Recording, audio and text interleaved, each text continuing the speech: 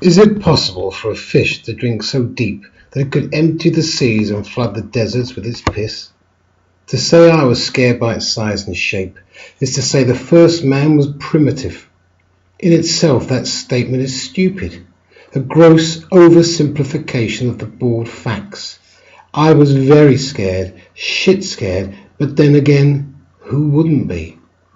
A fish with the jaws the size of Manhattan and the arse the size of Manila would frighten even Bisherman, and trust me, he doesn't scare that easy. The sun rose red on the scattered isles as the winds howled their protest of the coming winter, and the tiny fishing boats bobbed up and down upon the swelling tide like corks in a fat man's bath. The fish was spiteful too. That was another factor to consider. A huge fish with an attitude. Would you fuck about with something like that? Something big and ugly and mean as spit? Well, would you? Unfortunately for the people of Quapango, they had no choice. The gods had gone. No one believed in them anymore, let alone worshipped them, and so they had left their pantheon and had retired to the warm coast of Florida as fake second-hand car salespeople.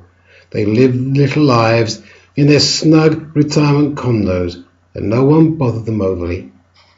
But this fish was another deal entirely. It was big trouble, spelt with a capital B.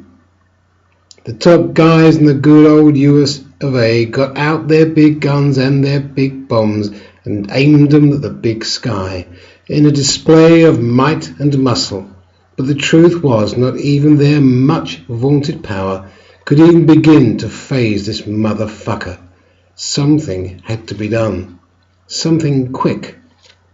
Question was, what?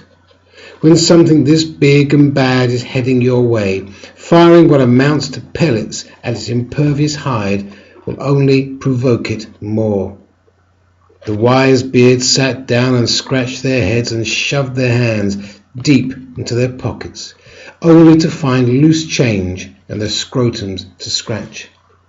You see, these are the facts as I see them. We humans run the world in the way we see fit. We pay lots of fake compliments to a host of bogus gods, but in reality we couldn't give a rat's ass about any god. We don't, if you want the honest truth, much care for ourselves as we gaily go along fucking up this and fucking up that, because who the hell is going to stop us? The answer to that, of course, is a fish. But the one thing a gargantuan fish needs is plenty of food, and when it has consumed the Atlantic, all it has to offer, and then done the same to every other ocean and sea and river, what then? Again, mankind got lucky, but one day our luck will run out, and when it does, who are we going to blame? A fish?